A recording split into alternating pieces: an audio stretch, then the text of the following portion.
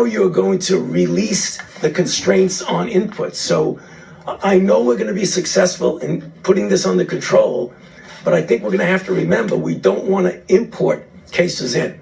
That's the first thing for today. The second thing that was important is that it was something that Dr. Birx mentioned.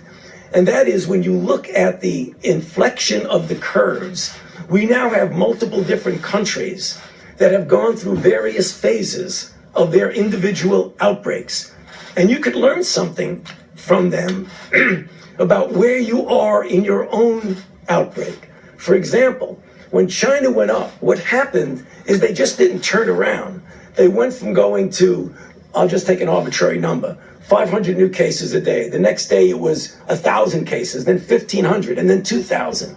But once the number of new cases each day starts to flatten out, that's when you get to that point where the inflection goes down.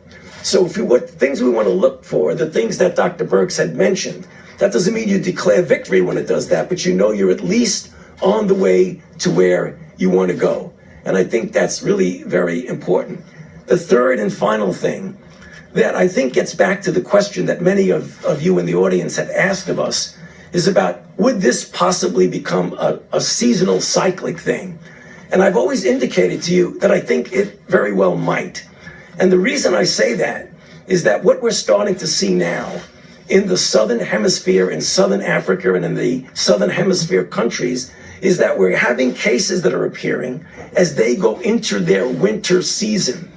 And if, in fact, they have a substantial outbreak, it will be inevitable that we need to be prepared that we'll get a cycle around the second time. What does that mean for us in what we're doing? It totally emphasizes the need to do what we're doing in developing a vaccine, testing it quickly, and trying to get it ready so that we'll have a vaccine available for that next cycle. In addition, to do the randomized controlled trials of drugs so that we will have a menu of drugs that we have shown to be effective and shown to be safe.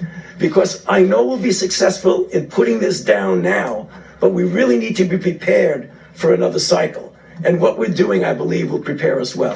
Thank you. Thanks.